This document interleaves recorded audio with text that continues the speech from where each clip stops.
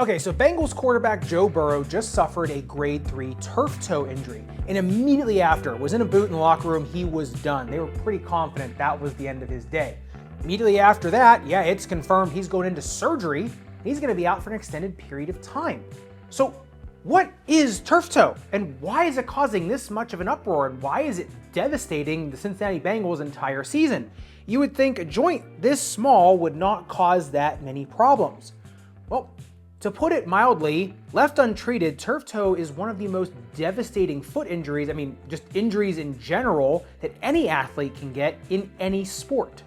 Let me explain why. Okay, so first of all, what is turf toe? Turf toe is caused by hyperextension of the big toe joint, meaning it's when the big toe bends upwards to such an extreme degree that all the structures on the bottom of that big toe joint that hold it together, the plantar plate, which is a really thick structure on the bottom of it, some of the ligaments on the bottom of that, even some of the tendons can start to snap. Now, a grade 1, it's just stretched or sprained. Grade 2, partial tear. Grade 3, those restraining structures, those soft tissues, completely tear. And in a grade 3, what can happen in extreme circumstances is that this bone right here, the first metatarsal, it makes up the ball of your foot, can actually poke through all those structures on the bottom, almost create like a button in a hole, right? They call it a buttonhole injury.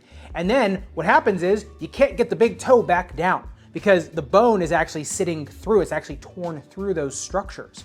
So it actually has to be physically pulled back out surgically and then tied back down, right? So everything needs to be set back into place. That is kind of an emergent surgical situation. Now, I'm not sure if he actually had a buttonhole injury or if it was just a complete tear and it was unstable. Now, the way I think of turf toe is it's kind of like the baby cousin to a Liz Frank injury. Number one, because a lot of the issues that happen afterwards, especially for athletes, are the exact same. With a Liz Frank injury, it's that little ligament here in the midfoot that connects the first metatarsal to the middle cuneiform, or just the ball of the foot to the midfoot, I like to call it. And when it happens, people think like it's just this little ligament. Like, why is it such a big deal? Big deal because that's the entire keystone, basically, of your midfoot. So without it, you can't push off. Your foot just becomes a loose bag of bones, kind of like this model right here. Now, in the big toe joint, that's kind of the same thing. If the big toe joint isn't restrained enough, if it doesn't have push-off power, if the tendons that govern the big toe can't effectively use the pulley of the big toe, then you can't push off. You'll have zero force with push off. It means you can't run, have a hard time walking, forget jumping or cutting, and then throwing a football, trying to plant and push to throw a football.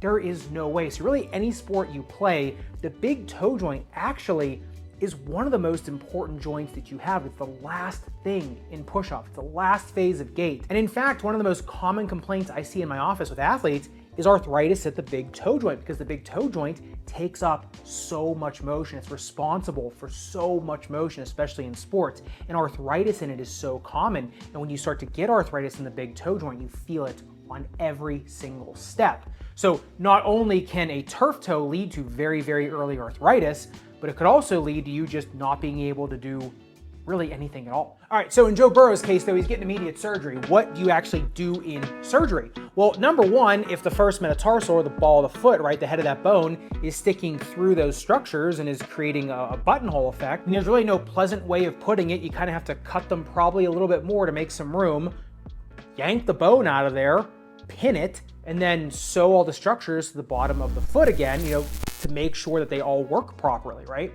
And a lot of times what happens is you then send a pin through the big toe into the first metatarsal. Sometimes you got to put it into the midfoot just to keep everything stable, especially if it's a really unstable injury. Now, a lot of times if it's not that bad, if it's just a partial tear, you can get away with just putting someone in a boot, right? Usually I do have to be immobilized completely or completely non-weight bearing for a while because you want that to scar down. Then you start some really aggressive physical therapy afterwards because that scar can kind of pull at that joint and make you lose a lot of motion. So honestly, the rehab afterwards is just as important as the surgery or as the booting or whatever you're going to do, because that's what's ultimately going to get you back. Now, not all turf toe injuries require surgery. Most of them just require being put in a boot, a long boot, not a short boot, a long boot for 4 to 6 weeks until all those soft tissues scar back down, and you want to institute very, very deliberate and sequential range of motion and physical therapy afterwards to get that big toe moving appropriately. Now, after surgery, especially if it's pinned, that pin's got to come out and you got to start working that joint back. That's why it takes so long to come back after these. The surgery itself really doesn't take all that long to heal, and the surgery itself really isn't all that difficult. Even if you gotta yank that bone out of there, it's honestly not that tough. It's the rehab process, getting that joint where there is so much soft tissue down here. There's tendons, there's ligaments, there's a plantar plate. I mean, there's just everything down there. The sesamoid complex, those two round bones underneath your big toe joint that, make it go one way or the other. There's just so much that has to scar in and has to scar in appropriately.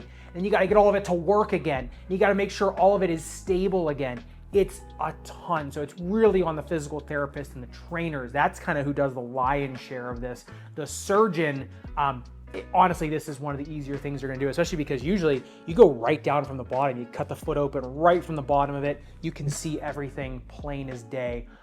Especially, there's just very easy visualization of that surgery. So I would say in his case, when he comes back, he's definitely gonna have some sort of carbon fiber or composite nylon plate under his big toe. Usually that'll be in the form of a little leaflet. They actually do make these in orthotics, even over-the-counter orthotics.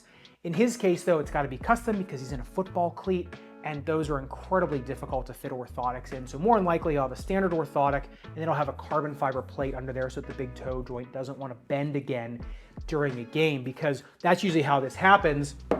It's usually a forced dorsiflexion. Someone comes down on you and it pushes down, and it usually is the force of somebody else coming down on you that really makes those ligaments, those restraining structures snap.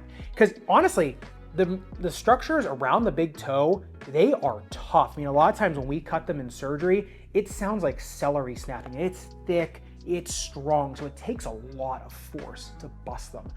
But once you do bust them, that means that joint really, honestly, it's like this model here. It just does not, I know it sounds weird and it's kind of creepy, but this is literally what the joint kind of feels and looks like when all the ligaments and everything are gone. It's just kind of all over the place. You can kind of do whatever you want to it. You need restraint, right? And that's how you get most of your athleticism for push off, whether it be jumping in basketball, whether it be jumping up for a serve in tennis, pushing off in football, sprinting, whatever. You need those restraining structures in there for most of your body's athleticism. So love to hear your thoughts in the comments down below. Yeah, I agree. This is definitely, if he's got a grade 3, it needs to go for sure. Like I said, the surgery should be pretty straightforward, and he's got access to the best doctors and therapists in the world. He'll come back just fine. The dude is injury prone, so that's a problem. I think that's the bigger problem than the turf toe injury is what happens next to him. I think as long as he rehabs appropriately, which, yeah, I don't see why he wouldn't, should make a full recovery, should be just fine. So love to hear your thoughts, comments down below. And if you do want to see everything that's going on in terms of all the NBA Achilles injuries and why those are happening at the crazy high clip they are, make sure you click into this video right here, subscribe down below. I'll see you in the next video.